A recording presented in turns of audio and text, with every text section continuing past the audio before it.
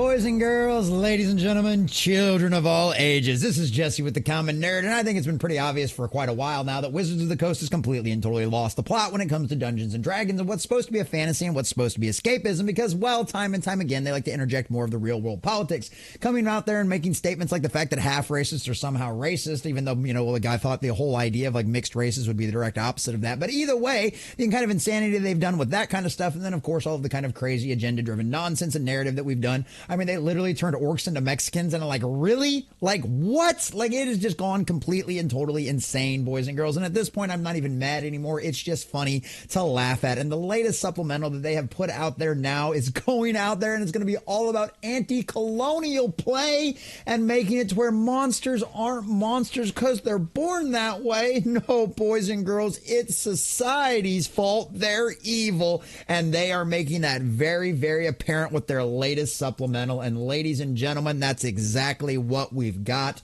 over here from Fandom Pulse. New Dungeons and Dragons supplemental delivers rant on anti-colonial play and is asking players to avoid narrow morality against monster races like gnolls. Yes, boys and girls, monsters can't just be monsters anymore. No, they're misunderstood, and it's society's fault that they're evil, not that they're just inherent. And boys and girls, isn't anti-colonial play exactly what you wanted inserted into your fantasy? No? Well, it doesn't matter because Hasbro and Wizards of the Coast is going to go down this direction anyway, and color us shocked there that they recently had to make a deal to license Dungeons and Dragons to a gambling company because they know that the whole IP out there is floundering so bad. But hey, gambling companies got more money than they know what to do with, so they'll gladly make some slot machines out of your favorite fantasy series is out there, boys and girls. Isn't that going to bring a lot of brand new life into the Dungeons and Dragons tabletop RPG? No, probably not. But here we find ourselves now. So we're going to check out this article from fandompulse.substack and get all of the juicy details. But before we do, if you do enjoy our content, hit that like button, share with all your friends, and subscribe or follow if you have not already, boys and girls, because we are grinding, we are growing. We just crossed 1,500. We're on our way to 16, and I could not do that without every single one of you. Also, leave us a comment in the section down below. Does it surprise you at all? Are you even mad about this stuff anymore? Or are you just disappointed that Wizards of the Coast continues to go down this path over and over and over again with Dungeons and Dragons? Let us know. Or are you excited to play these new supplementals? Are you excited to take your villains in a monsters in a new direction and make them relatable and understandable characters? Let us know what you think about all that in the comment section down below. And if you'd like to support the channel, please check out the links in the description as well. And boy, didn't that just lovely I mean, is this Dungeons and Dragons or is this Cyberpunk? I'm not entirely sure. I'm kind of confused at this point. Dungeons and Dragons have moved into woke territory to the determinant of players in 2024's new edition. And now a new supplemental, Forge of Foes by Sky Flourish, turns an adventure into anti-colonialism rants to further push woke politics on players. Oh, color us shocked there. It's been a rough year for D&D players, watching their beloved role-playing game of question fighting monsters turned into a political cudgel and social conditioning tool by the Hasbro Corporation. The 2024 Dungeon Master's Guide infamously incorporated BDSM fetish community practices in the game for safe spaces, having players make an X with their arms and feel triggered by a situation and requiring a DM to stop the game and address the player in question. And I know, of course, we'll always get the comments down there in the chat. Well, it's my table. I can play as you want. You're absolutely right. And the fact that the majority of the players completely and totally agree with you and have no desire to buy these supplementals or play any of these new twisted versions with all this kind of identity politics into it is an exact expression of that very thing, which is why their sales are currently in the toilet. The 2024's player handbook is filled with imagery of BIPOC and female characters at a margin of more than 5-1 for white male characters, about the direct opposite of the demographics of who play the game. But it's not about who's actually buying it. It's not who's actually playing it. It's not the people that have made that franchise a success. No, it's that new modern audience that everyone keeps chasing that doesn't exist. How'd that work out for the video game industry? How'd that work out for Marvel and Disney? I wonder how it's working out for Dungeons and Dragons. One D&D race also has its entire history removed to get rid of slavery. Then there's the constant push to humanize orcs. One image even portrays orcs as the families of Mexicans, making for a completely insulting depiction of Latinos in the name of diversity. And yeah, right there, boys and girls, if you hadn't seen that, there you go. Dungeons and Dragons came under further scrutiny after it was revealed that senior designer Jason Tondo penned a foreword to a history book on Dungeons and Dragons, calling Gary Gygax misogynistic and accusing him of cultural appropriation. Obviously, we've been over all of that stuff with the Elon Musk and everything else and yada, yada, yada. So here we come, the Lazy DM's Forge of Foes. Well, that just sounds it's really like for hardcore players. Tools and guides to build, customize, and run fantastic monsters in your 5e fantasy game. Well, that all sounds nice, doesn't it? That doesn't sound too bad, but of course, the cover never tells the whole story. Now a licensed supplemental has been released called Forge of Foes, and the Lazy DM series from Sky Flourish has turned into an anti-white rant about colonialism to destroy players' immersion in the game. And here you go from our dear sweet Grums, as always. You know that World of Warcraft design leader back when that game was still good? Do you like lectures in your D&D supplementals? Forge of Foes, a 5e book from Sly Flourish, includes a lengthy section on anti-colonialism that says it's the greatest evils DMs must learn to deal with, and that dealing with it will make the game better. Of course it will. It's not going to completely and totally be immersion breaking or taking you out of what you want in your escapism and fantasy. No, no, no. It's going to make the game better, because this is always what they claim. Tips include, not all gnolls. Say gnoll bandits are attacking, not gnolls are attacking. Focus on villainy as a choice, not a trait.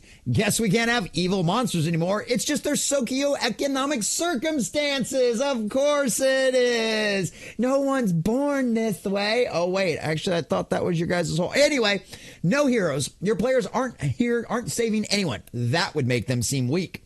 Use rebellious sources for cultural inspirations and reliable sources for cultural inspirations, and try to see things from the mind flayer's perspective, apparently, because that's exactly what you want. And I love this whole reliable sources for cultural inspiration, because that's literally what Gary Gygax and everybody that created D&D did right from the beginning. They spent hours upon hours at a library researching all the gods and everything else that they were using in their game, trying to stay as culturally accurate as possible out there. But of course, history doesn't exactly matter. They're going to make it better. Why is tabletop absolutely infused with these useless and insulting sermons that don't belong in rule books? Well, we all know why, don't we? With his tweet, he posted a screenshot of a D&D group, Skull for Initiative, from Blue Sky that states the supplement has Anti-colonial Focus Foes is a great book, and I particularly like the section on anti-colonial play, which is written very thoughtfully and carefully. It won't, but it would be awesome if the 2025 Monster Manual addressed the first point. Oh, of course it does. What's that first point? Use ancestries as adjectives. Gnoll bandits are attacking villages rather than gnolls are attacking villages to avoid forcing narrow morality into sapient creatures. Yes, that's right. Your traditionally evil kind of cultures and all the kind of ones that go out there and run around and tear things down. You know, whoa. Can't have that. No. Focus on villainy as a choice, not a biological or cultural interpretive. Oh, no. Finally, Grums posted a full page telling players how to engage in anti-colonial play, which includes those points and more as checklists for players on how to act more woke in the D&D setting. I mean, literally, look at this.